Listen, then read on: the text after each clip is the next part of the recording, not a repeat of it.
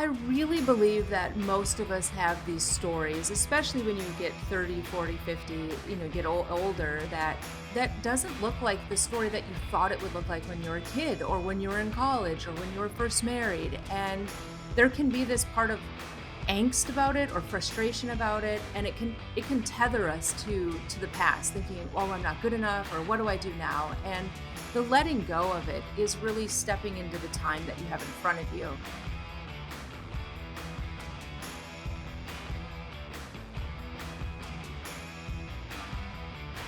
I'm Larry Sprung, your host for the Mitlin Money Mindset and founder and wealth advisor of Mitlin Financial. Today's guest is Rachel Marie Martin, the talented writer behind the popular site findingjoy.net and a best-selling author who has touched the hearts of readers around the world. Rachel Marie Martin is an accomplished author whose books, including her most recent release, Get Your Spark Back, Mom, Enough, and The Brave Art of Motherhood, offer a powerful blend of personal insight, encouragement, and practical wisdom. Through her writing, Rachel has become a beacon of hope and inspiration for countless people, especially women and mothers who are navigating the complexity of life, motherhood, and self discovery. In addition to her work as an author, Rachel is a founding partner of Audience Industries, where she helps entrepreneurs and creatives grow their audiences and businesses by leveraging the power of authentic storytelling and connection. Her passion for helping others find their voice and thrive in their personal and professional lives is at the core of everything she does. Join us as we dive into Rachel Martin's remarkable journey, explore the themes of resilience and courage that define her work, and learn how her insights can help you rediscover your spark and live boldly. Well, I am so excited today for this joyful episode as we have Rachel Marie Martin, the founder of findingjoy.net and best-selling author. Welcome to the show, Rachel. Thank you for having me. I'm excited for this conversation today. As am I. Listen, we're all about joy on the Mitlin Money Mindset, so I feel like our listeners are getting a double dose today. So it should be excellent. But I want to talk about findingjoy.net and your journey as an author as well. And we're going to spend the majority of our time on that. But I want to, I'm always fascinated with the entrepreneurial journey. Everybody has a different one. Some are similar, some are very different. Could you share with our audience your journey to becoming the founder of findingjoy.net and up until the point of being a best-selling author? All right. Well, I always tell people it goes way back to when I was a little girl. I grew up in Minneapolis, and Minneapolis in the 80s was kind of a tech hub. And my dad, he was a physics major and an engineer in real life. And as a person that loved technology, I remember going to a house as a little girl, maybe 8, and we went in, and I didn't know what we were doing. And my dad bought a computer there, and it was a Texas Instruments computer. And this is pre Best Buy. And in the kitchen, this man had on the top of his cabinets monitors, which I probably thought were TVs. But my first experience, my intro to entrepreneurship really began then, because a couple months later, my dad brought home a book on how to code and how to program. And he's like, listen, if you can type all this stuff in, you could make a ball bounce across the screen. I was like, all right, I'll do that. That's cool. And so, because of my parents, I learned to live with technology and learned to embrace computers. So, by the time I got into college and they said, get the internet, you need email, I'm like, okay, I'll do that. And it progressed to not just college, but Yahoo groups. So, I learned to embrace the internet as a space to be creative and to write. Well, couple that with I love to write, and I didn't know that as much growing up, but I really did enjoy writing and sharing stories. And one time, a teacher in high school told me I was a storyteller. And the third component of my entrepreneurial journey was there was a time in my money story when money was really tight and really awful. And I remember hearing a woman talk, and she inspired me. She sparked within me hope. And I thought, I want to do what she does. And so the intersection of those three things is what really led to the start of Finding Joy. And it started with somebody on Yahoo Groups saying, I love how you write. Maybe you should start a blog. And I was like, okay. Because remember, I had been taught from a young age, try something new. Sure. And so I became, as many people like to call me, an OG blogger. and started finding joy. And before there were many blogging rules, and became one of those first people that partnered with companies and learned that finding joy wasn't just a blog, but it was actually a company, and it could provide for my family. Wow. So you were, I mean, you and your family were certainly early technology adopters, it sounds like, for sure. So Definitely, definitely. I think my parents still have that computer, by the way. it might be worth something for sure, you know? I've looked, I'm like, that Texas Instruments, they got around, there's a lot of them. There you go. You have to wait till some of them end up in the dumps, I guess. So there are Yeah, less of them around. But exactly. you did something that was almost unheard of these days, and you had uh, monetized Facebook organically, which I think in today's day of Facebook, it's virtually impossible to do that. Can you share how you did this and how you have done this over time? Well, actually, the Facebook monetization part is Facebook actually approached me as a content creator and said, "We like basically what you do. You keep people, because Facebook's goal is to keep people on Facebook. And they're like, we'd like to pay you for your content creation." And what's cool about that is I've actually grown my platform, which I think we're approaching about 1.1 million people that have clicked that follow button. I've actually never given Facebook a dollar, which it's an interesting story because Facebook has gone through many, many iterations in the time that I've been on using the platform for the website. And part of the strategy has to never allow the iterations to stop me. It's okay. So we've gotten to a plateau. What can I figure out next? Knowing what the bottom line is, Facebook really needs people to stay on Facebook. And if I can deliver content that does that, then I can bust through whatever algorithm there is.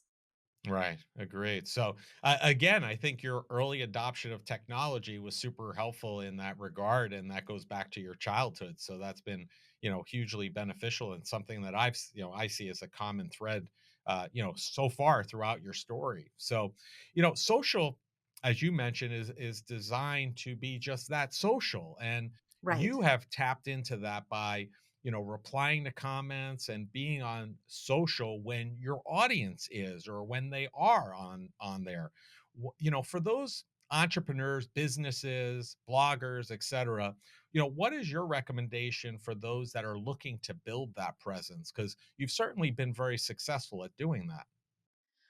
You're exactly right about social is social. It's not me just pushing out information over and over and over again without a response. And when you create that online platform, you're looking really for that engagement. You're looking to say it's like a partnership where you're talking with people. I remember about a decade ago loving. It was like a snack company that was gluten free. I have a son that has celiac disease, so this was really important to me, and I would tweet them all the time. I love your stuff. I love it. I love it. And I was traveling and I was sharing stuff, and my platform was growing, and I never heard anything. And after about the eighth time of not hearing anything, I was at, I think, Target, and I saw the product and I thought, I'm not buying that. And it was shocking to me because I loved it, but because I felt like there was no, that reciprocity, the law of reciprocity wasn't there. I actually thought, even though I liked it, they don't really care about me. So social really is about investing in your audience, knowing your role, and not just like expecting them, just it's like a Right. give and take, and the responses, they do make a difference. I set aside time every day to comment in a very authentic way, not like, hey, thanks just so much for commenting, where I'm actually reading it, responding, trying to invest in their story, because I know anybody that responds, they're taking 30 seconds, 2 minutes out of their allotted time that day to write me something. And that's important to me. Yeah, so I mean, for those businesses out there thinking, hey, that sounds great, and I understand the concept behind it, but Mhm. that might be a heavy lift. What do you have to Right. say to those people? Like, is it a big time commitment for you? And I think this is a great example because you have a lot of followers. So many businesses don't have nearly as many followers. So I'm wondering, how much time does it take? on a daily basis to do that? And is it, unheard of, or is it do you think most businesses wouldn't be able to do the same thing? I believe any business can do it. You can look at even the way Wendy's handles their Twitter account. They're a little bit sassy out there, but they've engaged their audience. They respond, they look for stuff, and it takes time, definitely. But that's the time that grows the business. It's looking at all the places you spend your time every day. And is that half hour, is that hour, is it wasted? It might feel like that because you're on social media again, but it's really not because you're actually making the commitment to invest in the people that are coming in your door. It would be like going into a restaurant and nobody talks to you. Well, you'd be like, wow, that is so rude. Or going places and not having the interaction. Social media is it's actually saying, "Hey, thank you so much for spending time. Thank you. I appreciate you. I want to hear your perspective. I appreciate the time that you're giving." And for me, I think it's never wasted time. And the more a business understands who's responding, the more they know what their audience is looking for as well. Right. I agree. And one thing I've heard you comment about, well, as we're talking about comments, is something that's one of my wife's personal pet peeves, which is posting something onto a platform in a form that does not look like it belongs on that platform, right? And I think that this is something that we all learn over time, and the algorithms and kind of the processes change over time. So you have to be aware of that. How do you think being authentic to Facebook as a platform, meaning, following their rules, really played into the growth of the Finding Joy page? Well, first of all, I really like your wife because that is one of mine too. I've consulted and worked with many businesses, and I tell them all the time, like what you put on Twitter and what you put on Facebook and what you put on TikTok, they should all look different. They're not the same platform and not the same audience. So I understand who the people are that are on that Facebook page of mine. I understand what type of content they're looking for. And I also, because I understand it, know that it's probably not in my best interest to post long form content in the morning because they're busy. They're generally moms and they're generally getting kids out the door or going to work and there's no time. So something quick, something short, well, is great. At night. Now, there are other content creators that I've worked with that one was a like bodybuilder workout guy and he needed long form content like video posted in the morning because that's what his audience Right. wanted. So it's understanding your audience. And, there's a lot of people that will say, this is the formula. I get asked that all the time. How many times a day should I post? What should I post? And I tell them that's not the question to ask. It's figuring out who your audience is and then catering your response to match them versus, some formula.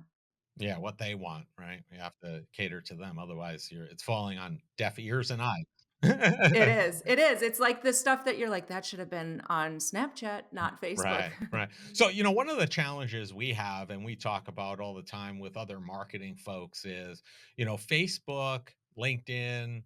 Snapchat, Twitter, all these platforms, you're basically renting your audience, right? It's not really Right. an owned audience. So, what advice do you have for those that, are battling that are like, I have all these followers, but that's a rented audience and I really want an owned audience. Do you have any, comments around that? I bet you know where my answer is gonna go. I'm gonna say it's your email list. Your email list is priceless. There are people that have gone another step that have opted to put in their email and opting to receive direct communication with you because you're right with Facebook. Even though you have a certain number of followers, the reach that you get, it's kind of dependent upon their algorithm. And the same with email, except there's a little bit more control because unless it's going into spam, it's entering into their inbox at that point. So I would say definitely understand that it's a rented algorithm. And in some ways, I have changed the to gratitude too. Like I'm not paying for this amazing platform. And instead of going, oh, grumbling about it, looking for, okay, this is what they need, this is what works, and thinking of it more as a partnership. Do you know finances can be joyful with your partner? We created a fantastic guide for couples to start their journey surrounding their finances. Head over to mitlin.us/couplesjoy to download your free copy today. Don't miss out. Start bringing more joy into your financial conversations. Thank you for sharing that. So I want to talk about you have Mhm. a quote that has 20 million views. It does. Can you share with our audience what that quote is? Yes, it's, sometimes you have to let go of the picture of what you thought life would be like and learn to find joy in the story you're actually living.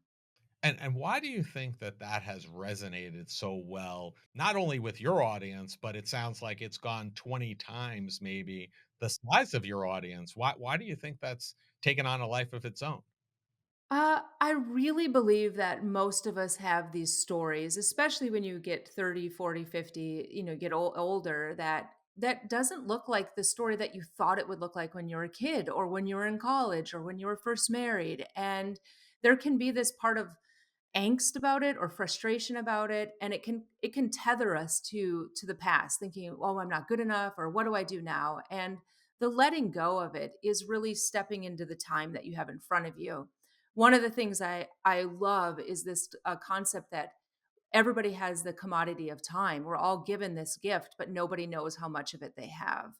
And that puts in that urgency about, you know what, I need to be able to embrace what happened, love what happened, let go of what I don't need to carry with me, but really step into my story now and look for that joy. Look for the good. Do take the risks and be one of those people that's kind and sparks change and happiness in the world. Yeah. So I have to ask, did you trademark that?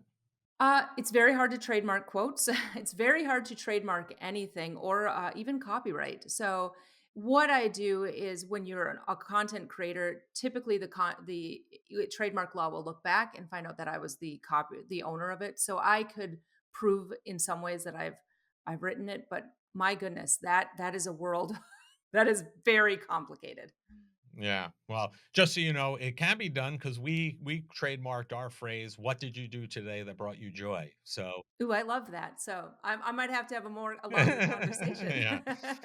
I know that, the first thing that you wrote that went viral was a response to a reader's email that was anonymous to you. A reader, wrote you an anonymous email, and then you posted your response online on a Mhm. post that you titled "Dear Mom Who Feels Like She Is Failing." You know, tell us a little bit about that story and what do you think the lesson was in all of that for you and for your readers, I guess. So a lot of what I've written on my website and I would share it on Facebook was these letters to moms, these letters about different moments. And this was very early into that space. And the day before I had written like 10 things moms should know. And it was just kind of fun and lighthearted. But I had a reader that emailed back and said, I love this, but I feel like I'm failing. And it hit me in my heart because I thought, I I feel the same way. Like, I feel that often. So, how can this be? And my heart was full of empathy too, because I didn't want her to feel that way.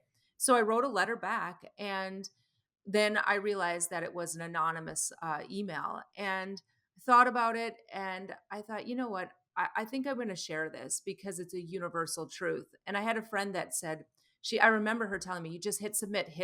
Cause I was I was nervous because it was so raw and vulnerable because it was me admitting to basically the world at that point. I felt like I was failing too. But the lesson that I learned was when you speak about those places that we don't often speak about, when you're vulnerable, you open up the door for somebody else to not only be vulnerable, but hope and the courage to change. And that was so powerful. It was in that moment that I thought, this is the lane I'm supposed to be in. This is my calling, is to be able to share those truths and insights, not just like here it is, but to provide the spark of hope for other people. Yeah, I feel like, I think it was a great example you gave. I feel like we're so apprehensive to hitting submit on those vulnerable things because we've kind of been trained or taught that social media is this place where we all show our happy stuff, right? And the Instagram family and the Instagram worthy pictures, etc. And we don't share that stuff. And you're the second person this week. I listened to a podcast earlier this week with an entrepreneur who built a business from 0 to 5 million in annual recurring revenue in 5 months.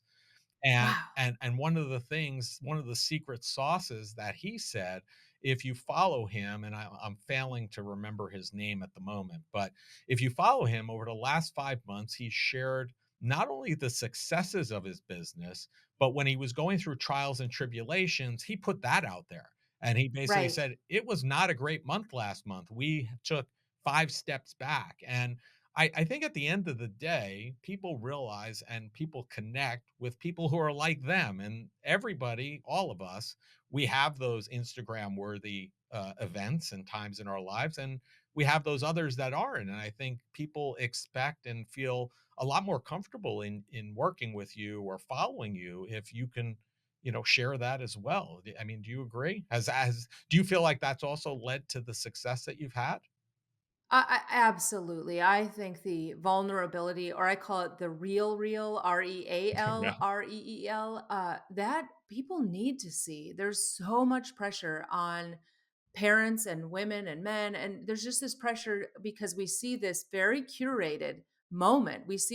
We don't see the mess on the sides of what we're doing and all of that. And I knew it was kind of this unhealthy place in some ways to just see that the narrow part of it, and to expand the view to this is real life. Real life involves going back to that dear mom who feels like she's failing. I shared a picture of dishes in my sink, and moms would write in like, "You are so brave to admit that." I'm like, "We all have dishes in the sink." Right. And it was just pulling back that and saying, "You know what? You don't have to have everything perfect." And the thing I've really learned is to celebrate our friends when they have those amazing moments, those the highlights on there, because when we have those, there's something beautiful about having a friend celebrate the good, but also to be there and to share the moments that might not be so perfect, and to say you're okay and it's okay and you can get through, and your track record for surviving the bad days is 100%, and it's this balance. And I really believe that the vulnerability to share and the authenticity and being congruent has what is one of the things that has led to where I am today. Yeah, great stuff there. So let's talk about one of those successes for you, one of the many, is your most recent book, Get Your Spark Back, right? So It is. let's talk about that for a moment. What led you to write that book?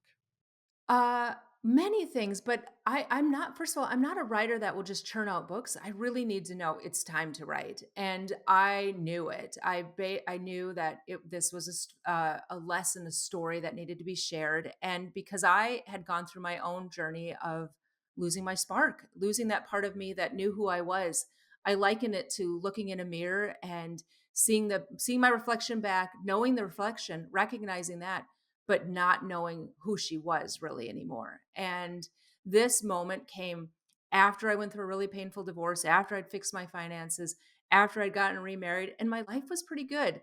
It also coincided with the pandemic when the brakes and life came to a screeching halt for so many of us. And during that journey, I went on a quest to rediscover my own soul, my heart, and to step fully into life. I liken it to I'm just going to go all in. Well, my readers saw the shift. They started to see this joy percolating again. They saw me doing things, breaking out of comfortable, and they would all email saying, "Well, how do I get my spark back?" And I love that question. It's so vulnerable because and I've said this over and over. Nobody emailed and said, "How do I get a spark?" It was never neutral. It was always possessive, my spark, which inherently means you have it. And if you use the word back, you want it, you want that part of you, that life living alive to come back. And I'm so grateful for the vulnerability of everybody that would email, because that is the first step to getting it back, saying, I don't know what to do, but I know I know I want that. I want to live alive and full of joy. Yeah, fantastic. And I know that one of the joyful events that came out of the book was you were on the Today Show.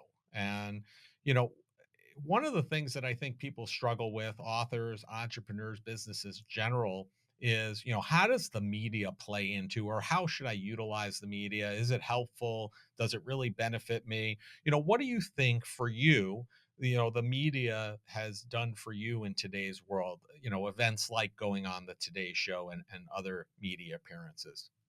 So that's a very good and insightful question. People ask me often because I was been on the Today Show and GMA, and I've done all these media appearances. And media appearances, they elevate your credibility. So what ends up happening is for local media, they're like, okay, she can do media. She's done national media. They look at it like she's articulate, she can handle it. But it also elevates the credibility in what you're doing, just like a book elevates your credibility when you speak. So the Today Show actually led to someone watching it, seeing how I spoke. I was sharing about money and finances on that one. And she was a coordinator for the state of Arkansas's Smart Women, Smart Money Summit. She just reached out, and then I ended up becoming their keynote, which then led to me being a keynote and on a panel for the state financial officers annual summit. And that's what I believe media can do. It can take you from being not quite as seen to being more seen, where there's more opportunities for people to reach out to you. And it's just one of those. It's good for the resume. As far as traction of book sales, it's a very micro blip in the timeline. Right. And you have to always remember that. There's definitely always like, woo, that moment, but then you have to figure out, how do I sustain it afterwards? Plus, it's a lot of fun. Don't you agree? It is, it is. It's great fun. I mean, I loved, my last experience, just this August at GMA, and it was a lot of fun, and I enjoy that. And one of the things a friend told me, which I really wanna encourage people to sink into and to remember, is to not let the nervousness of the moment take away from the fun and joy of the moment. Not to get so stressed out that you're not like, wow, this is the best fruit salad I've ever gotten and stuff like that. So I really do enjoy it. Lean into the uncomfortability, right? I think Yep, that's absolutely. what they say. So, for those out there that are influencers, authors, entrepreneurs that think, "Hey, I'd like to be in the media, right, too." Mhm. What advice do you have for them on how to go from not being in the media to being in the media? You need to learn about it, but you also, as a writer and an author, I'm not a publicist. So you need to align yourself with someone who that's what they do. They have the connections, they have the know-how, they know what's being pitched and all of that. And the best way I can think about it is you're really outsourcing part of what you're doing so that you can be a better you, like outsourcing your email to somebody else or hiring a VA and all of that. So if you're looking at that, to me, the best way is find a very good publicist or somebody that knows the media and can open those doors. Yeah, I agree with you. And, we call it here, and I'm going to steal it from Dan Sullivan, from Strategic Coach, like I always do. It's finding those who's and not figuring Mhm. out how. And, So good. how, who, not how. And for those things that aren't in your wheelhouse that don't energize you, it's perfectly fine to find a media company to help you through that, or find a VA, like you said, to take on those things that you don't find joy in every day. It just makes your life that much better, that much more productive, and more meaningful as well. So, Absolutely, it's how you scale. I always give the example, the CEO going back to Target is probably not handling the media. no. So it's knowing how to outsource scale and knowing when you do that, you open doors for your true what you're great at to shine. Otherwise, you get bogged down in that. And in the beginning, sometimes it takes a little bit because it's the investment out, knowing that you're going to get the return later or in different ways. Yeah, and I think it's one of those things that's kind of self-perpetuating also, because once you get a few media appearances under your belt, so to speak, then other media outlets can see that, then they're like, "Why don't we have them on also?" And then, Right. and they're all competing for the eyeballs. So if you're out there and you can handle it well and speak well and you have a good message, which you certainly do, it just leads and snowballs to more opportunities, which is fantastic as well. Yeah, thank you. Thank you. Mm. So listen, we've talked a lot about joy, and each of our guests answer the same final question, which we're going to Okay. ask you today. And I know you're going to kill this one because it's right in your Yes. wheelhouse. And No it is, pressure. what did you do today that brought you joy and put you in the right mindset for success? There's 2 things that I do for joy. One of them is I take time to pause and meditate. That is critical for me even before I come onto this interview with you. I have to pause because otherwise I'm carrying everything in that I don't need to. But joy for me is being very appreciative of the very simple things in life. Seeing like, wow, this coffee tastes great, or the way the sun bounces off the lake right now is beautiful. And joy is not looking at the minutia of life in a lot of ways, like the little things, but looking up and being grateful for the wonderful things in life. Amazing. Well, Rachel, thank you so much for sharing the time with us. We're going to have all of your information about findingjoy.net and get your spark back, as well as your other books that you've written as well, in the show notes. But if people want to learn more about you, learn more about findingjoy.net, what's the easiest and the best place for them to go and do that? Definitely, if you go to findingjoy.net, all the comments there, everything is there. But you could also go to Facebook. Most people find me there. It's Facebook. It's Finding Joy blog. You'll see my face and a little blue check mark because I'm verified as real by Meta. Mm. Awesome. Well, Rachel, it's been a pleasure having you on the show. I appreciate the time today, and enjoy the rest of your day. Thank you for having me. I want to thank Rachel Marie Martin for being a guest on the Mitlin Money Mindset. Rachel speaks our language and understands the power of joy. She has learned the value of living a life loving the little things, the moments tucked in the fabric of the everyday. And in that is a quest to live joyfully and fully. Rachel looks to find joy in every day, even when things don't look perfect. Rachel Marie Martin and all she is up to can be found across most social media platforms. All the contact information needed to find her can be found in the show notes.